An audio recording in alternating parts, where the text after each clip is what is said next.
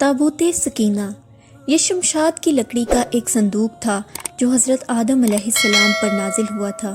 یہ آپ کی آخری زندگی تک آپ کے ساتھ ہی رہا، بطور میراث یکے بعد دیگرے آپ کی اولاد کو ملتا رہا، یہاں تک کہ یہ حضرت یعقوب علیہ السلام کو ملا اور آپ کے بعد آپ کی اولاد بنی اسرائیل کے قبضے میں رہا اور حضرت موسیٰ علیہ السلام کو مل گیا، تو آپ اس میں تورات شریف اور اپنا خاص سامان رکھنے لگے۔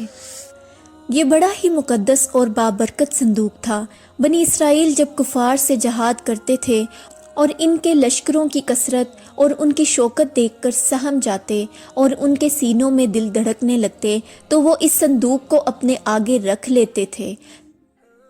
تو اس صندوق سے ایسی رحمتوں اور برکتوں کا ظہور ہوتا تھا کہ مجاہدین کے دلوں میں سکون اور اطمینان کا سامان پیدا ہو جاتا تھا، اور مجاہدین کے سینوں میں لرزتے ہوئے دل پتھر کی چٹانوں سے زیادہ مضبوط ہو جاتے تھے۔ اور جس قدر صندوق آگے بڑھتا تھا، آسمان سے نصر من اللہ و فتح قریب کی بشارت عظمیٰ نازل ہوا کرتی اور فتح مبین حاصل ہو جایا کرتی تھی۔ اور بنی اسرائیل میں جب کوئی اختلاف پیدا ہو جاتا تھا تو وہ لوگ اسی صندوق سے فیصلہ کرتے تھے، اور اس سے فیصلے کی آواز اور فتح کی بشارت سنی جاتی تھی۔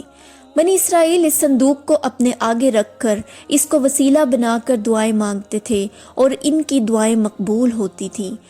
اور بلاؤں کی مصیبتیں اور وباؤں کی آفتیں ٹل جایا کرتی تھیں۔ الغرض یہ صندوق بنی اسرائیل کے لیے تابوت سکینہ، برکت و رحمت کا خزینہ تھا، اور نصرت خداوندی کے نزول کا نہایت مقدس اور بہترین ذریعہ تھا۔ مگر جب بنی اسرائیل طرح طرح کے گناہوں میں ملوث ہو گئے اور ان لوگوں میں معاصی و طغیان اور سرکشی و عصیاں کا دورہ ہو گیا، تو ان کی بدعمالیوں کی نحوست سے ان پر اللہ کا غضب نازل ہو گیا کہ قوم عمالقہ کے کفار نے ایک لشکر جرار کے ساتھ ان لوگوں پر حملہ کر دیا۔ ان کافروں نے بنی اسرائیل کا قتل عام کر کے ان کی بستیوں کو تاخت و تاراج کر ڈالا،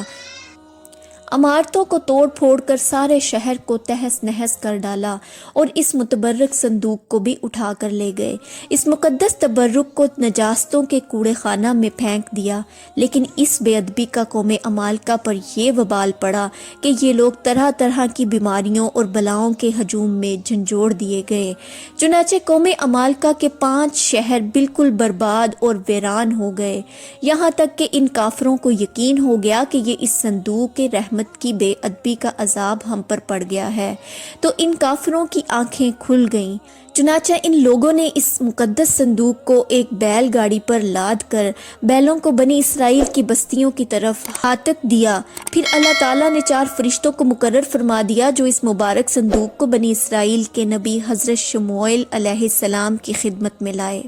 اس طرح پھر بنی اسرائیل کی کھوئی ہوئی نعمت دوبارہ ان کو مل گئی، اور یہ صندوق ٹھیک اس وقت حضرت شموئیل علیہ السلام کے پاس پہنچا جبکہ حضرت شموئیل علیہ السلام نے طالوت کو بادشاہ بنا دیا تھا، اور بنی اسرائیل طالوت کی بادشاہی تسلیم کرنے پر تیار نہیں تھے، اور یہی شرط ٹھہری کہ مقدس صندوق آ جائے تو ہم طالوت کی بادشاہی تسلیم کر لیں گے۔ چنانچہ صندوق آ گیا اور بنی اسرائیل طالوت کی بادشاہی پر رضامند ہو گئے۔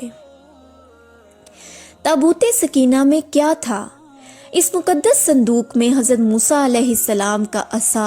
اور ان کی مقدس جوتیاں، اور حضرت ہارون علیہ السلام کا عمامہ، حضرت سلیمان علیہ السلام کی انگوٹھی، تورات کی تختیوں کے چند ٹکڑے، کچھ من و سلوہ، اس کے علاوہ حضرات انبیاء اکرام علیہ السلام کی صورتوں کے حلیے وغیرہ سب سامان تھے۔